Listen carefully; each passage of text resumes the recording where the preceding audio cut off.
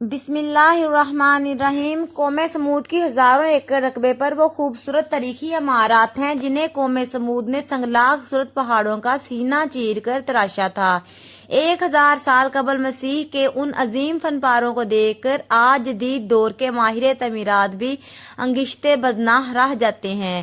سرخ پہاڑوں کے اندر اس شہر خاموشاں کی ہزاروں ویران تاریخی عمارتیں اپنے مکینوں کی بدعمالیوں اور نافرمانیوں کے سبب عذاب الہی کے ذریعے ہونے والی تباہی کی چشمدید گواہ ہیں، اور دور جدید کی نافرمان قوموں کو یہ پیغام دیتی نظر آتی ہیں: دیکھو مجھے جو دیدہ عبرت نگاہ ہو۔ قوم سمود ہی میں سے اللہ تعالیٰ نے ایک خدا ترس اور نیک انسان کو نبوت کے منصب پر فائز فرمایا۔ ارشاد باری تعالیٰ ہے: اور ہم نے سمود کی طرف ان کے بھائی صالح علیہ السلام کو بھیجا۔ حضرت صالح علیہ السلام اپنی قوم کو راہ راست پر لانے کے لیے دن رات کوشش کرتے رہے۔ اے میری قوم، تم اللہ کی عبادت کرو، اس کے سوا تمہارا کوئی معبود نہیں ہے۔ اسی نے تمہیں پیدا کیا، اسی سے مغفرت مانگو اور اس کے آگے توبہ کر لو۔ اس کے جواب میں ان کی قوم کہتی: اے صالح علیہ السلام، تم ہمیں ان چیزوں سے روکتے ہو جنہیں ہمارے بزرگ پوجتے چلے آئے ہیں، اور جس بات کی طرف تم ہمیں بلاتے ہو اس میں ہمیں قوی شبہ ہے۔ حضرت صالح علیہ السلام جوانی کے زمانے سے قوم کو دین کی دعوت دیتے ہوئے بوڑھے ہو گئے۔ چنانچہ ایک دن قوم کے سرداروں نے حضرت صالح علیہ السلام سے کہا کہ اگر تم واقعی اللہ کے رسول ہو تو ہماری فلاں پہاڑی جس کا نام قاتبہ ہے، اس کے اندر سے ایک ایسی اونٹنی نکال دو جو 10 ماہ کی گابن اور قوی و تندرست ہو۔ قرآن کریم میں ارشاد باری تعالیٰ ہے: وہ کہنے لگے تم جادو زدہ ہو، تم اور کچھ نہیں، بس ہماری ہی طرح کے آدمی ہو، اگر سچے ہو تو کوئی نشانی پیش کرو۔ یعنی انہوں نے اپنے نبی علیہ السلام سے معجزے کی فرمائش کر دی۔ حضرت صالح علیہ السلام نے ان سے عہد لیا کہ اگر میں تمہارا یہ مطالبہ پورا کر دوں تو پھر تو تم سب ایمان لے آؤ گے۔ جب سب نے عہد کر لیا تو حضرت صالح علیہ السلام اللہ کے حضور سجود ہو گئے، یہاں تک کہ اللہ تعالیٰ نے اپنے نبی علیہ السلام کی دعا قبول فرمائی۔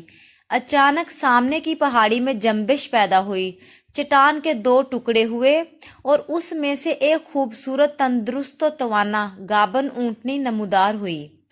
پوری قوم نے اس حیرت انگیز معجزے کو اپنی جاگتی آنکھوں سے دیکھا، لیکن قوم کے ایک سردار جندہ بن عمرو اور ان کے چند ساتھیوں کے علاوہ کوئی ایمان نہیں لایا۔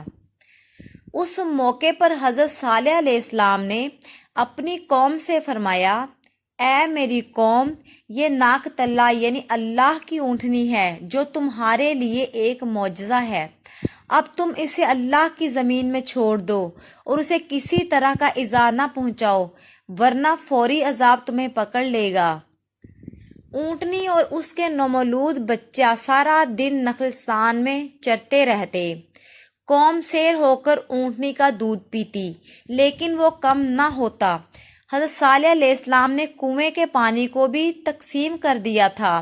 ایک دن اونٹنی پانی پیتی تھی اور ایک دن سمود کے لوگ۔ ارشاد باری تعالیٰ ہے: صالح علیہ السلام نے اپنی قوم سے کہا ایک دن اس اونٹنی کے پانی پینے کی باری ہے اور ایک معین روز تمہاری باری، لیکن اسے کوئی تکلیف نہ دینا، نہیں تو تمہیں سخت عذاب آ پکڑے گا۔ اونٹنی کو جان سے مارنے کا فیصلہ۔ اللہ تعالیٰ قرآن مجید میں فرماتے ہیں: اے صالح علیہ السلام، ہم نے اونٹنی کو ان کی آزمائش کے لیے بھیجا ہے، تو تم انتظار کرو اور صبر کرو۔ ابھی کچھ ہی عرصہ گزرا تھا کہ قوم کو اونٹنی کی موجودگی کھٹکنے لگی۔ دن بھر آزادی سے گھومنا پھرنا اور اپنی باری پر ایک ہی سانس میں پورے کنویں کا پانی پی جانا ان کے لیے پریشان کن تھا۔ چنانچہ شیطان کے اکسانے پر انہوں نے اونٹنی کو جان سے مارنے کا فیصلہ کر لیا۔ قوم کے سرداروں نے یہ کام 2 حسین ترین خواتین کو سونپا۔ ان عورتوں نے شراب و شباب کے رسیا 2 اوباش نوجوان مصرا اور کدار کو اپنی خوبصورت بچیوں سے شادی کے عوض ناقتلہ کے قتل پر آمادہ کیا، جن کے ساتھ مزید 7 اوباش نوجوان بھی شامل ہو گئے۔ قرآن پاک میں اللہ تعالیٰ نے حضرت صالح علیہ السلام کا واقعہ بیان کرتے ہوئے فرمایا، شہر میں 9 افراد کی ایک جماعت تھی جو ملک بھر میں فساد مچاتے پھرتے اور اصلاح نہیں کرتے تھے۔ ناقتلہ کا قتل۔ پھر ایک دن ان شکی و قلب 9 افراد کی جماعت اونٹنی کے انتظار میں کنویں کے پاس گھات لگا کر بیٹھ گئی، جبکہ قوم کے لوگ اللہ کے عذاب کے ڈر سے چھپ کر یہ دل خراش منظر دیکھنے لگے۔ حسب معمول اونٹنی پانی پینے کے لیے کنویں کے قریب آئی تو مصرا نامی شخص نے کمان سیدھی کی اور اونٹنی پر تیر چلا دیا، جو اس کی پنڈلی میں پیوست ہوا اور ٹانگ سے خون کا فوارہ جاری ہو گیا۔ یہ منظر دیکھ کر باقی لوگ خوف زدہ ہو کر پیچھے ہٹ گئے۔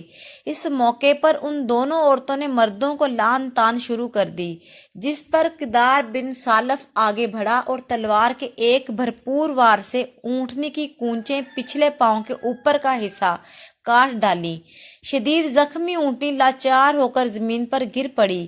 گرتے گرتے اس نے ایک زوردار چیخ ماری تاکہ اس کا بچہ جہاں کہیں بھی ہو خبردار ہو کر ظالموں کے چنگل سے بھاگ جائے، محتاط ہو جائے۔ پھر ظالم کدار نے اونٹنی کے سینے پر نیزہ مارنے کے بعد اسے ذبح کر ڈالا۔ ادھر اس کا بچہ بھاگتا ہوا اونچے پہاڑ پر چڑھا اور چیخیں مارتا ہوا غائب ہو گیا۔ اونٹنی کے قتل کے ارتکاب کے بعد قوم سمود کے ان 9 افراد نے حضرت صالح علیہ السلام کو قتل کرنے کا پروگرام بنایا اور اسی رات حضرت صالح علیہ السلام کی گزرگاہ کے ساتھ ایک پہاڑ کی گھاٹی میں چھپ کر بیٹھ گئے تاکہ حضرت صالح علیہ السلام وہاں سے گزریں تو انہیں قتل کر دیں۔ لیکن اس رات پہاڑ سے بڑے بڑے پتھر اس طرح برسے کہ وہ سب ہلاک ہو گئے۔ دوسرے دن جب لوگوں کا گزر ہوا تو دیکھا کہ وہ 9 افراد بڑے بڑے پتھروں کے نیچے مرے پڑے ہیں۔ اس طرح وہ صفاف لوگ اپنی قوم کے تباہ و برباد ہونے سے 3 دن پہلے ہی جہنم رسید ہو گئے۔ اللہ کا عذاب اور سامان عبرت۔ اونٹنی کے قتل کے بعد جب کوئی عذاب نازل نہ ہوا تو قوم نے خوشی کا جشن مناتے ہوئے کہا، صالح علیہ السلام، جس چیز سے تم ہمیں ڈراتے تھے، اگر تم اللہ کے پیغمبر ہو تو اس عذاب کو ہم پر لے آؤ۔ حضرت صالح علیہ السلام نے فرمایا، اے قوم، اب تمہارے پاس صرف 3 دن کی مہلت ہے، اور لو عذاب کی علامات بھی سن لو۔ کل جمعرات کے روز تم سب کے چہرے زرد ہو جائیں گے۔ پرسوں یعنی جمعہ کے روز تم سب کے چہرے سخت سرخ ہو جائیں گے، اور ہفتے کو سب کے چہرے سیاہ ہو جائیں گے، اور وہ تمہاری زندگی کا آخری دن ہوگا۔ ان 3 پیش گوئیوں کے سچ ہونے کے باوجود وہ قوم چہروں کی رنگت کی تبدیلی کو معمولی جادوئی اثرات سمجھتے ہوئے معمول کے مطابق عیش و عشرت میں مصروف رہی، یہاں تک کہ چوتھے دن کی صبح اوپر سے سخت ہیبت ناک چنگاڑ اور زمین کے شدید زلزلے نے ان سب کو آنا فانا جہنم رسید کر دیا، اور اللہ تعالیٰ نے ان کی بستیوں کو آنے والی نسلوں کے لیے عبرت کدہ بنا دیا۔